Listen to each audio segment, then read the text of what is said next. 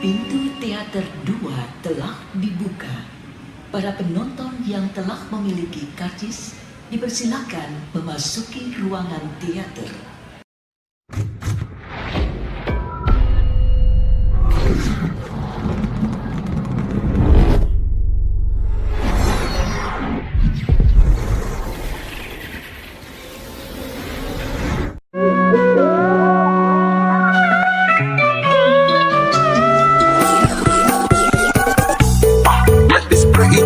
Nice to meet you, mucho gusto. Sweeter than a churro. She call me Papi Chulo. Yeah, I'm single, baby girl, but how about you though? Tryna make you my number one, tryna make you my numero uno. Assalamualaikum, perkenalkan, nama saya Andika Pratama. Saya di sini sebagai moderator yang akan memandu kalian. Pada pembahasan kali ini, kita akan menjelaskan siklus pendapatan dan penagihan kas. Untuk yang pertama, kita akan mendengarkan penjelasan dari Revia.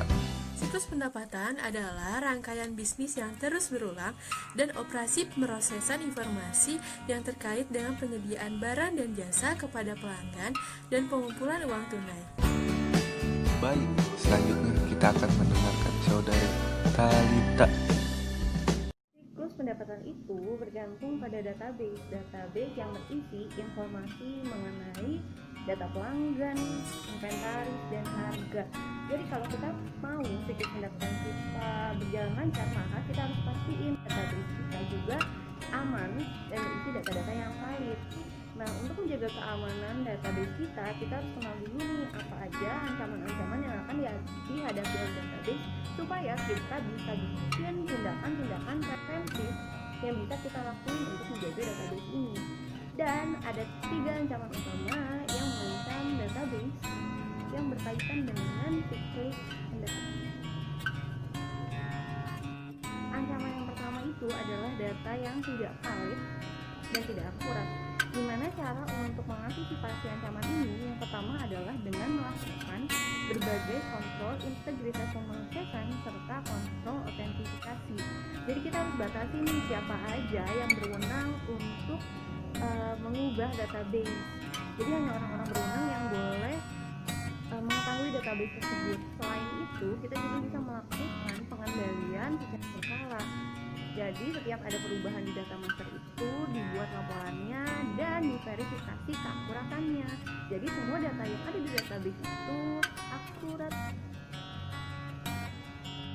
Nah, ancaman yang kedua ini adalah pengungkapan data yang sifatnya sensitif kayak kebijakan harga ataupun data-data mengenai pelanggan. Nah, ancaman ini bisa diantisipasi dengan melakukan kontrol autentikasi, yakni kita membatasi orang-orang yang bisa mengakses database. Jadi kerahasiaan database bisa terjaga dan nggak bocor. Nah, ancaman umum yang ketiga adalah hilang atau rusaknya data. Nah, hilang atau rusaknya data ini bisa kita antisipasi dengan mencadangkan database ini sendiri. Bisa melalui cloud ataupun lewat yang lainnya. Jadi kalau misalkan ada kecelakaan atau rusak atau apapun data yang kita pegang hilang, tetap ada salinannya di cloud. Selanjutnya, kita akan mendengarkan penjelasan dari Revia. Check it out. Selanjutnya, sales order entry atau entry pesanan penjualan. Untuk melakukan ini, kita memerlukan 4 tahapan. Yang pertama, menerima pesanan penjualan. Yang kedua, memeriksa dan menyetujui kredit pelanggan. Yang ketiga, memeriksa ketersediaan inventaris. Dan yang keempat, menanggapi pertanyaan dari pelanggan. Yang pertama, taking customer order atau mengambil pesanan pelanggan. Nah, ini berisi tentang data pesanan pelanggan yang dimasukkan ke dalam dokumen pesanan penjualan.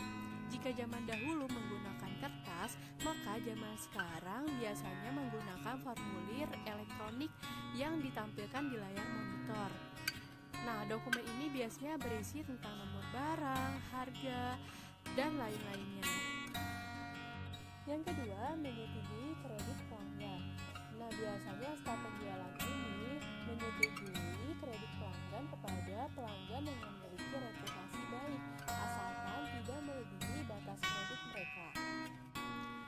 melakukan persetujuan kredit mencakup pemeriksaan pelanggan, lalu mengidentifikasi batas kredit dari pelanggan itu sendiri, dan memverifikasi bahwa saldo saat ini dan jumlah yang dipesan tidak melebihi batas. Dan tentunya hal ini dilakukan secara otomatis oleh sistem. Selanjutnya, memeriksa persediaan. Nah, staf penjualan itu harus memeriksa persediaan untuk menentukan apakah persediaan cukup untuk memenuhi pesanan dari pelanggan. Selanjutnya, menanggapi pertanyaan dari pelanggan dengan cepat dan akurat agar pelanggan merasa puas dengan pelayanan dari perusahaan dan melakukan timbal balik dengan memberikan nilai yang baik kepada perusahaan. Tujuannya yaitu agar mempertahankan pelanggan. Baik, selanjutnya kita akan mendengarkan saudari Talita. Jadi, aktivitas dasar kedua dalam proses siklus pendapatan adalah shipping, yakni pengiriman. Pesanan dikirim kepada konsumen. Ada dua bahasan yang akan kita bahas di shipping ini, yakni proses shipping itu sendiri dan ancaman yang macam proses pengiriman. Go! Masuk ke proses pengiriman itu sendiri. Proses yang pertama itu dimulai dari waktu sales order entry ngasih picking tiket ke bagian pick and pack, yakni bagian pemilihan dan pengepakan. Nah, biasanya itu departemen gudang. Nah, nanti orang-orang yang ada di warehouse ini bakal ngambil barang di gudang sesuai dengan yang tertera di picking tiket dan mengepaknya supaya siap untuk dikirim. Nah, selesai dari departemen gudang, barang yang udah siap untuk dikirim ini langsung dikirim ke departemen pengiriman. Nah, di departemen pengiriman ini mereka dapat sales order dari bagian yang menerima pesanan. Nah, nanti mereka ini nyamain barang yang udah di packing ini sesuai nggak nih sama picking tiket dan sales ordernya. Kalau misalkan udah sesuai, maka barang siap dikirim. Nah, nanti dari departemen pengiriman itu akan ada dua dokumen yang dikeluarin. Yang pertama itu adalah bill of lading dan packing slip. Packing slip ini itu salinan dari sales order yang bakal ditaruh bareng sama paketnya. Nah, kalau bill of lading sendiri itu dia dokumen yang isinya itu nama pengirim, nama penerima, terus pengirimannya melalui apa. Nah, bill of lading ini juga bisa jadi dokumen kepemilikan. Kalau misalkan itu SOB shipping point, berarti waktu pengiriman dia milik pembeli. Kalau misalkan dia destination, berarti waktu pengiriman dia milik penjual. Nah, selanjutnya itu adalah ancaman pada saat pengiriman. Yang pertama adalah mengirim item yang salah atau mengirim jumlah kuantitas yang salah. Nah, ini bisa aja terjadi, misalnya ada human error atau enggak kesalahan sistem. Nah, cara untuk menanggulanginya adalah dengan melaksanakan double check system. Nah, kalau double check system ini misalkan saya udah packing pesanan nomor sekian. Nah, ternyata ada kesalahan, tapi karena kita melakukan double check system, jadi kecek lagi nih, oh ini ternyata salah, nggak sesuai sama picking tiket dan sales order. Dan selanjutnya, selain dengan menggunakan double check system, kita juga bisa menggunakan sistem barcode. Nah, jadi barang yang keluar ini bisa dibandingin sama picking tiket dan sales ordernya nih, direkonsiliasi. Bener nggak nih barang yang keluar sesuai sama pemesanan yang dilakukan oleh konsumen, jumlahnya sama nggak, itemnya sama nggak, kayak gitu. Nah, ancaman yang kedua dan yang ketiga itu adalah kehilangan barang persediaan ataupun salah pengiriman, shipping error. Nah, kedua hal ini bisa ditanggulangi dengan melakukan barcoding pada setiap barang persediaan, atau untuk shipping error kita juga bisa menggunakan RFID system. Nah, dengan RFID system itu kita bisa tahu nih letak persediaan kita ada di mana. Jadi kalau misalkan ada shipping error itu bisa langsung ditanggulangi dan kita tahu persis di mana letak atau posisi persediaan kita itu. Selanjutnya kita akan mendengarkan penjelasan dari Revia. Check it out. Kegiatan dasar yang ketiga dalam siklus pendapatan yaitu billing atau penagihan. Billing melibatkan dua tugas yang terpisah tetapi berkaitan erat, yaitu pembuatan faktur dan memperbarui piutang. Pengertian dari aktivitas faktur yaitu sebuah kegiatan pemrosesan informasi yang mengemas ulang dan merangkum informasi dari order masuk sebuah penjualan dan aktivitas pengerima. Dalam proses billing, dokumen dasar yang dibuat adalah faktur penjualan, yang dimana bisa memberitahu kepada pelanggan berapa jumlah yang harus dibayar dan kemana harus mengirim pembayaran tersebut. Faktur menunjukkan jumlah setiap item yang dijual dan harga yang dikenakan pada item tersebut.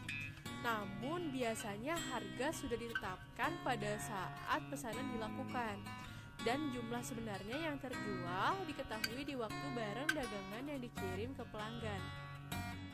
Namun tentu saja hal ini berlaku sebaliknya bagi pembeli, karena pembeli dapat mengetahui harga pada saat pesanan dilakukan dan dapat mengetahui harga jumlah yang dibeli pada saat barang diterima. Kemudian penjual akan mengirimkan pemberitahuan elektronik biasanya melalui email saat barang dikirimkan. Lalu pelanggan akan mengirimkan juga tanda terima elektronik saat barang sudah diterima. Kita masuk ke ancaman dan kontrol. Ancaman yang terkait dengan proses faktur yaitu kegagalan dalam menagih pelanggan yang dapat mengakibatkan hilangnya aset dan kesalahan data dalam penjualan, inventaris, dan piutang. Sehingga untuk mengurangi resiko tersebut, ERP perlu dikonfigurasikan untuk membandingkan pesanan penjualan yang teratur, pengambilan tiket, dan dokumen pengiriman dengan faktur penjualan. Selanjutnya, ancaman dan kontrol piutang. Kesalahan dalam memelihara akun pelanggan dapat menyebabkan hilangnya penjualan di masa mendatang dan juga dapat mengindikasikan pencurian uang tunai. Secara khusus, jumlah dari semua pembayaran pelanggan yang diproses harus sama dengan perubahan total semua saldo akun pelanggan. Untuk memastikan bahwa semua pengiriman uang diproses, jumlah akun yang diperbarui harus dibandingkan dengan jumlah cek yang diterima. Rekonsiliasi ini harus dilakukan oleh orang lain selain individu yang terlibat dalam pemrosesan transaksi asli, karena yang pertama, lebih mudah menangkap kesalahan orang lain daripada kesalahan diri sendiri, dan menyediakan sarana untuk mengidentifikasi kemungkinan kasus penipuan. Ancaman 16 yang tercantum dalam tabel 12.1 adalah bahwa seorang karyawan dapat menerbitkan memo kredit untuk dihapuskan saldo akun atau untuk menutupi pencurian uang tunai atau inventaris. Pemisahan tugas yang tepat dapat mengurangi resiko ancaman ini. Untuk mencegahnya, sistem ERP harus dikonfigurasi sehingga orang yang dapat menerbitkan memo kredit juga memiliki hak untuk memasukkan pesanan penjualan. Baik, selanjutnya kita akan mendengarkan saudari Talita. Proses terakhir dalam siklus pendapatan adalah cash collection, yakni penagihan piutang. Nah, penagihan piutang ini difasilitasi dengan berbagai cara, yakni bisa menggunakan remote deposit capture, electronic lockbox, atau bisa juga menggunakan electronic fund transfer.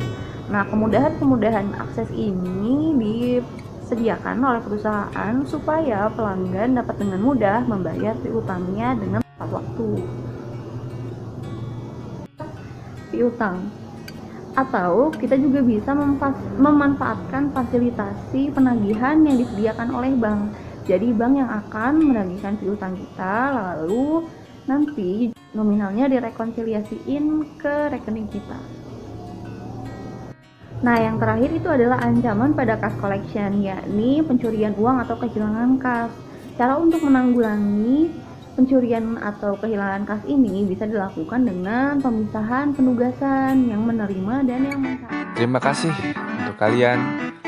Saya Andika Pratama sebagai moderator pamit undur diri. Wassalamualaikum warahmatullahi wabarakatuh. Jangan kangen ya.